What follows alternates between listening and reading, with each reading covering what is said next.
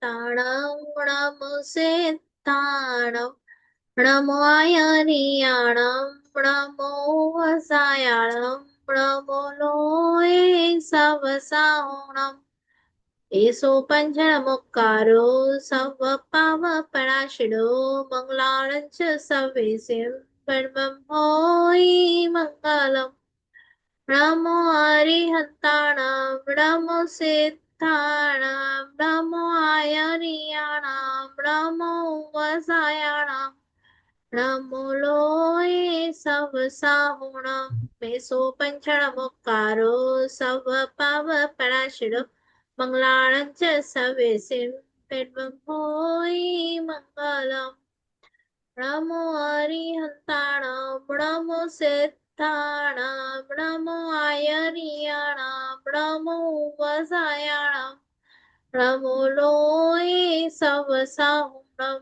Meso પંચમુક્કારો serve પાવ પરાશિડો મંગલાણં ચ સવેસિમ પરમં હોય મંગલમ અધોલોક ઉધોલોક તીર્છાલોકમાં રહેલા દરેક ત્રસ જીવ સ્થાવર જીવને સુખ મળે, સાતા મળે, સમાધિ મરણ મળે, જલ્દી બધા જીવો મોક્ષે જાય એવી પ્રાર્થના.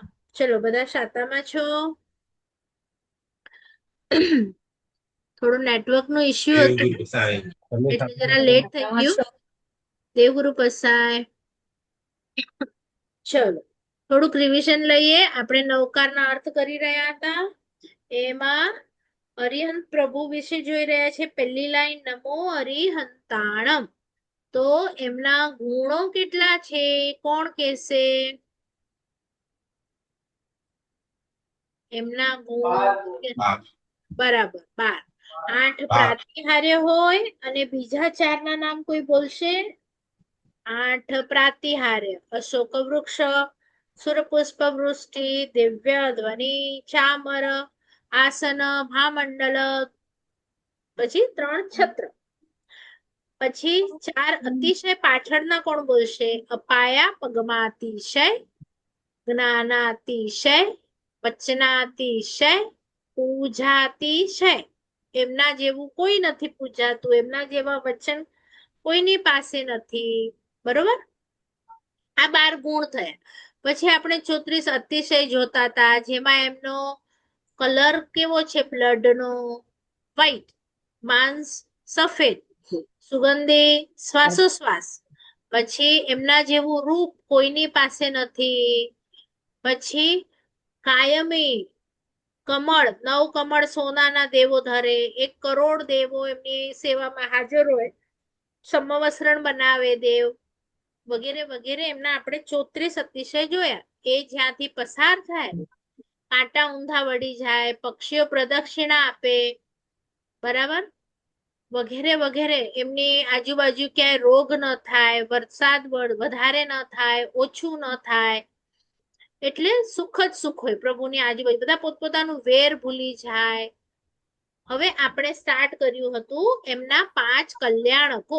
અરિહંત પ્રભુના જ ખાલી કલ્યાણક ઉજવાય, કોઈ પણ ગુરુના બીજા 5 કલ્યાણક ન ઉજવાય. કદાચ એમની દીક્ષા તિથિ ઉજવાય, પણ કોઈ હવે જન્મ તિથિ પણ ઉજવે છે, પણ એનાથી વધારે ન હોય. પણ પ્રભુના 5 કલ્યાણક ઉજવાય. એમાં ચ્યવન, જન્મ, દીક્ષા, કેવળ જ્ઞાન અને નિર્વાણ. બરાબર? આપણે સ્ટાર્ટ કર્યું હતું. એમાં શું કર્યું હતું આપણે સ્ટાર્ટ? ચ્યવન જોયું, ગર્ભમાં આવે ત્યારે શું થાય, પછી જન્મ થાય ત્યારે એમને મેરુ પર્વત ઉપર લઈ જાય દેવો, પક્ષાલ કરે, મોટા મોટા કળશા હોય. તો લાસ્ટ ટાઈમ આપણે પૂછેલું, લાસ્ટ ટાઈમ શું પૂછ્યું હતું કે એ જે દેવીઓ આવે છે એ દેવી 56 દિક્કુમારિકા, એમનો પરિવાર કેટલો આપણે જોવાના હતા. તો એ પરિવાર કોઈને મળ્યું ક્યાંક કે કેટલો પરિવાર હોય 56 દિક્કુમારિકાઓનો? કેટલા પરિવાર સાથે આવે? પ્રભુને સુતિકા કર્મ કરે, એટલે કે પ્રભુ જન્મ્યા હોય ને તો એમની નાળ કાપે, માતા પાસે અશુચિ બધી આમ સાફ કરે, પછી એમને શું શું કરે, કઈ કઈ દેવીઓ, કોઈને મળ્યું છે કોઈની પાસે જવાબ? કારણ કે જો તમે ક્યાંક તમારા માઇન્ડમાં એવું ના હોય કે જે આપણે સ્ટેજ પર બધા ગામના પ્રોગ્રામમાં જોઈએ છે બસ આટલું જ હોય, 8 56 આવે દીકુમારિકા ને ચાલી જાય. એ પણ નાની નાની આપણે બાળિકા જોઈએ છે. તો લાસ્ટ ટાઈમ આપણે જોયું હતું કે મોટી એજની મોટી દેવીઓ હોય છે અને એમનો એ મોટી મહારાણી છે. એવું નથી કે એ પોતે કામવાળી છે અને એ રીતે આવે છે. મહારાણી છે, એમની અંડર કેટલા લોકો હોય છે. કોઈને મળ્યું કે સ્ટાર્ટ કરીએ આપણે? બોલો, બીજા કોઈએ ક્યાંક સાંભળ્યું હોય? નહીં? 56 દીકુમારિકાનો પરિવાર. હવે ક્યાંક તમે જશો ને ક્યાંક બુકમાં હોય તો તમે સાંભળજો શું છે. બરાબર? ચલો, સૌથી પહેલા પ્રભુના 7 ગ્રહો ઉચ્ચ સ્થાનમાં આવે. હવે આપણી પાસે જો ગ્રહ છે ઘણા બધા. જૈનિઝમ અને સ્કૂલમાં જે જ્યોગ્રાફી શીખવાડવામાં આવે છે એ બંને અલગ હોય છે. હવે સૌથી પહેલા હું તમને એક બે એક્ઝામ્પલ આપું તો તમને ખબર પડે. કારણ કે આપણે આમાં હમણાં જૈનિઝમની હિસ્ટ્રી ભણી રહ્યા છીએ, પ્રભુનો ઇતિહાસ જાણી રહ્યા છીએ. એના પછી આવશે જૈનિઝમનું જ્યોગ્રાફી. તો એમાં અને સ્કૂલના જ્યોગ્રાફીમાં શું ફરક હોય છે? તો હમણાં આપણી સ્કૂલમાં શું શીખવાડવામાં આવે છે, કોણ ફરે છે, ભલે તમે એને પેપરમાં તમારા સ્કૂલમાં એ જ લખજો, એમાં મને વાંધો નથી. પણ મારા પ્રભુ કહી ગયા છે એટલે જૈનિઝમના હિસાબે જે પણ જ્યોગ્રાફી છે એને જ હું માનીશ. તો શું છે, આપણી ત્યાં પૃથ્વી નીચે છે અને સૂરજ અને ચંદ્ર ફરે છે. સ્કૂલમાં શું શીખવાડવામાં આવે છે? પૃથ્વી ફરે છે. બરોબર? તો આપણને એમ લાગે કે પૃથ્વી જરાક ફરે ને તો ધરતીકંપ થાય, અને ધરતીકંપ થાય તો તમે જુઓ છો કે જરાક પૃથ્વી ફરે છે ને તો કેટલો મોટો મોટો ધરતીકંપ થાય છે. એટલે આપણી ત્યાં પૃથ્વી નીચે છે સપાટ, એના ઉપર આપણે છીએ અને એ ફરતી નથી. એના ઉપર સૂર્ય અને ચંદ્ર ફરે છે. એ પણ આપણા જૈનિઝમમાં આપણે જ્યાં રહીએ છીએ જંબુ દ્વીપમાં ત્યાં 2 સૂરજ છે અને 2 ચંદ્ર છે. એટલે સમજો કે આપણે જ્યારે જ્યોગ્રાફી કરીશું ત્યારે એમાં ડિટેલમાં જશું કે એક સૂરજ આજે ફરીને જે ગયો પછી બીજી સાઈડ બીજા દિવસે ફરે, ત્યારે આપણી પાસે સોમવારના એક સૂરજ હોય ને મંગળવારના બીજો હોય, ને સોમવાર વાળો પછી બુધવારના આવે. તો એવી રીતે આવશે આગળ. પણ આ શા માટે કે આટલા બધા ગ્રહ છે એ સૌથી સારામાં સારી જગ્યા ઉપર જ્યારે આવે ને ત્યારે પ્રભુનો જન્મ થાય. એટલા માટે ગ્રહ લઉં છું કે 7 ગ્રહો ઉચ્ચ સ્થાનમાં આવે ને તો આવું ક્યારે બને? તો આ પણ ફિક્સ જ દિવસ છે. આપણું જૈનિઝમમાં તારા કેટલા છે, કેટલા ડિસ્ટન્સ પર છે, એમની સાઈઝ શું છે, બધું આપવામાં આવે છે. અને જે પણ કહે છે કે ચંદ્ર ઉપર કોઈ ગયું તો એ શક્ય નથી. ઘણા બધા આપણા જૈનિઝમમાં બતાડ્યું છે કે એટલા બધા ગ્રહ છે કે તમે ક્યાંક પણ જાઓ અને ત્યાં ઉતરો અને તમે કહો કે અમે ચંદ્ર પર જઈ આવ્યા, તો એવું નથી. કારણ કે ચંદ્રના વિમાનો છે, દેવો રહે છે, સૂર્યના વિમાનો છે જે દેવો રહે છે. તો ત્યાં કોઈ જઈ શકતું નથી. હવે તમને એક નાની હિન્ટ આપું કે સૂર્ય તમને શીખવાડવામાં આવે છે સ્કૂલમાં કે ગરમ છે. બરોબર? તો સૂર્ય ગરમ હોય તો તમે જેમ જેમ ઉપર જાઓ હિલ સ્ટેશન પર તો ગરમી વધવી જોઈએ કે ઘટવી જોઈએ? તમે તો સૂર્યની નજીક જઈ રહ્યા છો ને હિલ સ્ટેશન પર, તો વધવી જોઈએ કે ઘટવી જોઈએ?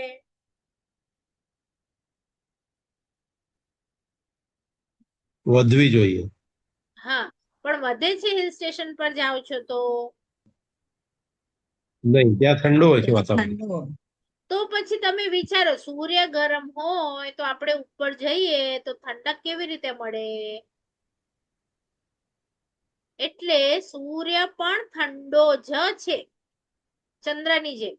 પણ આપણે જ્યારે કર્મગ્રંથ ભણીશું ત્યારે આપણે જોઈશું કે સૂર્યના જે કિરણો નીકળે છે એ લોકોને એક નામ કર્મ છે, એ લોકોને એક શ્રાપ મળ્યું છે. સમજો તમારી ઈઝી ભાષામાં, આતપ નામ કર્મ એ લોકોને ઉદયમાં હોય છે. એના કારણે એના કિરણો ઉપરથી જ્યારે ટ્રાવેલ કરે ત્યારે ઠંડા જ છે, પણ એ કિરણોને એવું હોય કે ટ્રાવેલ કરે ટ્રાવેલ કરે ટ્રાવેલ કરે, જેટલું વધુ ટ્રાવેલ કરે ત્યારે એમાં હીટ આવે. એટલે આપણા જ્યારે ધરતી પર આવે છે ને ત્યારે ઠંડા છે, પછી નીચે ધરતીનું ટેમ્પરેચર છે એ મળે ત્યારે હીટ પેદા થાય, અને એ આપણને નીચે નીચે હોઈએ તો હીટ વધારે લાગે ધરતીમાંથી, અને જેમ તમે ઉપર જાઓ તો નીચેની ધરતીથી હીટ થોડી ઓછી થઈ જાય. બરાબર? થોડું ઘણું બેઠું મગજમાં કે આવું સાચું હોઈ શકે. પછી બીજું એક પ્રયત્ન હા હોઈ આપણે શકે. જ્યારે નાસામાં આપણે જ્યારે આપણા જૈનો છે એમણે પ્રોજેક્ટ મૂક્યા, તો એમાં એ લોકો જે લખે છે કે પૃથ્વી ફરે છે, તો ત્યાં આપણા જૈનોલોજીના હેડ હતા ને, એમણે શું કીધું, તમે એક સેટેલાઇટ ઉપર મોકલો અને એ મોકલી અને ત્યાં જ ઊભી રાખી દો એક જગ્યા ઉપર. બરાબર? એકદમ સ્થિર મૂકી દો આપણી પૃથ્વીની ઉપર. હવે જ્યારે સ્થિર ઊભી રહીને ફોટા કાઢે છે તો તમે કહો છો પૃથ્વી ફરે છે, તો ભલે ગમે એટલી સ્લો પૃથ્વી ફરે, પણ 2 મહિના 4 મહિના પછી નીચેનું સ્થળ તો અલગ આવવું જોઈએ ને, ફોટા કાઢો તો એનું એ જ સ્થળ આવ્યું. એનો મતલબ શું થયો?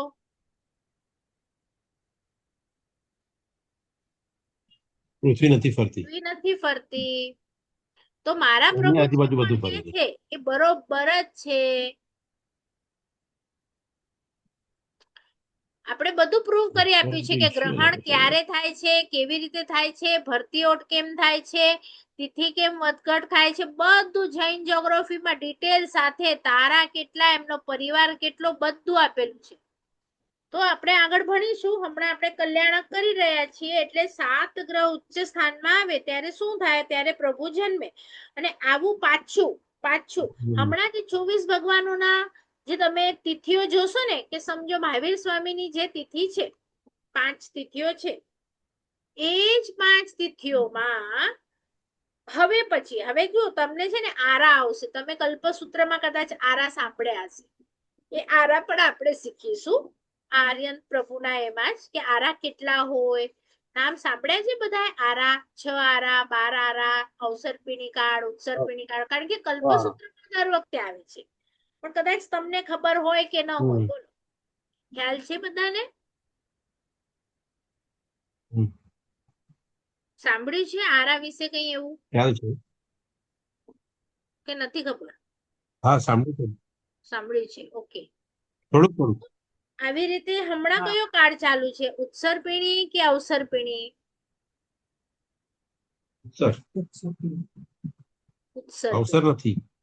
હા, બીજું હમણાં કોઈ? બધું ઓછું થતું જાય છે. શું થાય છે? અવાજ નહીં આવે મને. વધે બધું છે કે ઓછું થતું જાય છે. ઓછું? અચ્છા. ગરમી ઓછા ને ઓછું શેમાં થાય? ઉત્સર્પિણીમાં થાય કે અવસર્પિણીમાં થાય?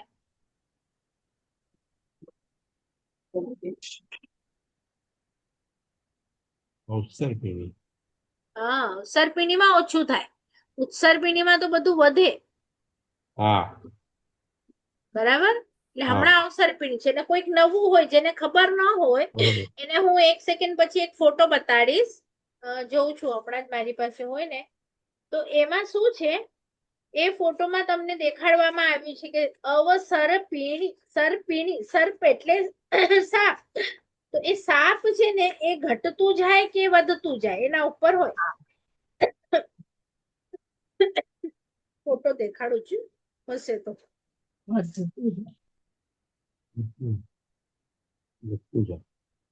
તો હમણાં અવસર્પિણી ચાલુ છે. હવે અવસર્પિણીમાં શું હોય, જો આમ ટોટલ 6 આરા હોય, બધા સમજી લેજો. 6 આરા, એ 6 આરામાં પહેલો આરો હોય એનું નામ, હમણાં આપણું અવસર્પિણી છે, ઉતરતો કાળ. એટલે પહેલો કાળ હતો ને એ મોટો હતો, એમાં આયુષ્ય પણ મોટા, હાઈટ પણ મોટી.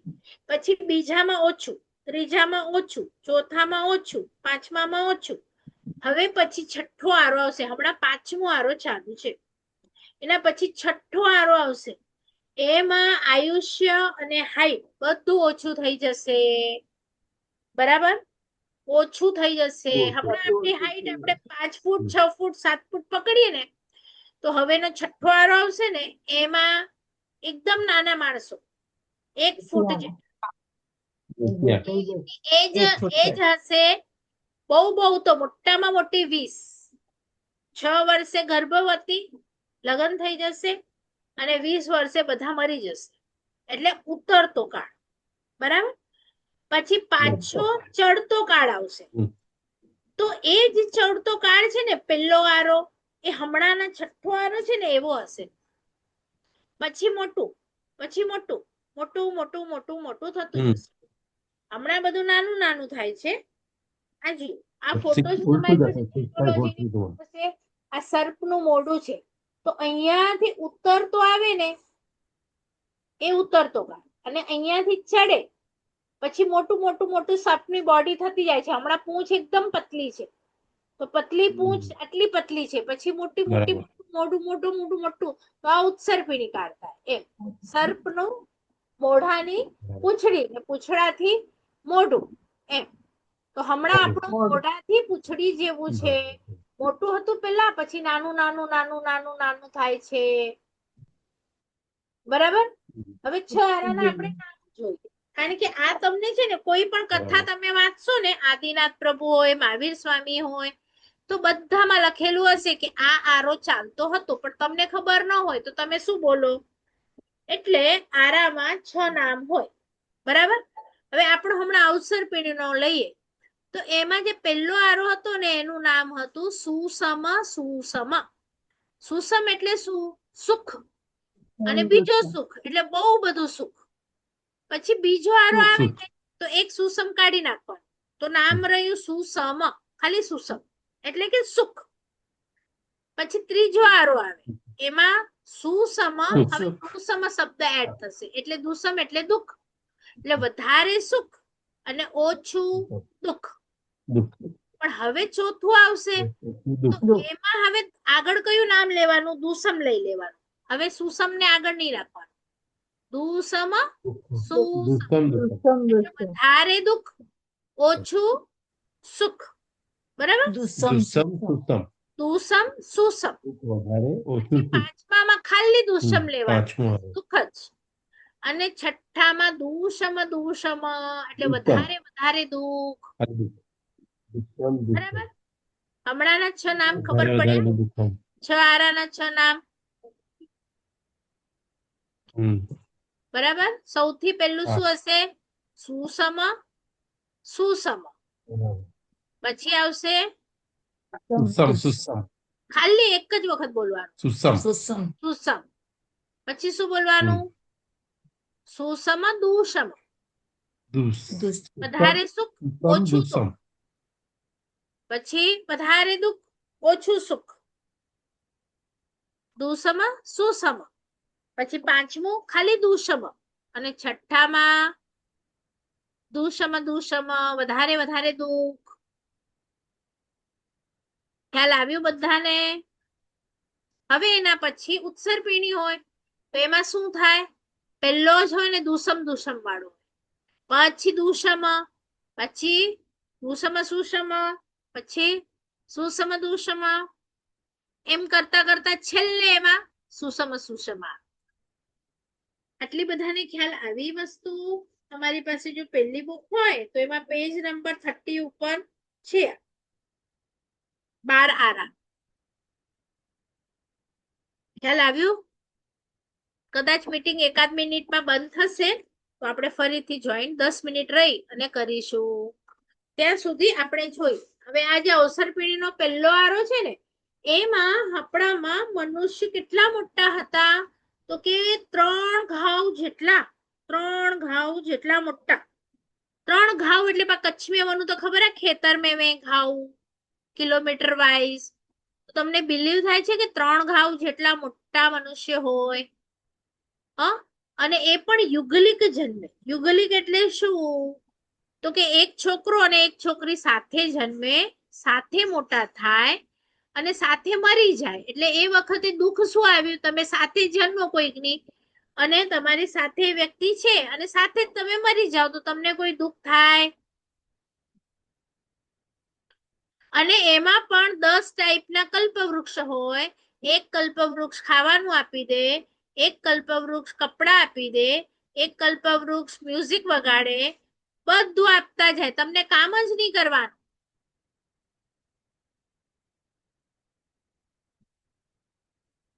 મારો અવાજ આવે છે બરોબર કે શોર્ટ પડે છે, નેટવર્ક અટકે છે? અટકે છે થોડું. અટકે છે. આ તો હું બીજું બ્રોડબેન્ડ લઉં છું. હમણાં તો હા. આપણી અમે મીટિંગ પૂરી થાય છે, તો બીજું લઉં છું. હા.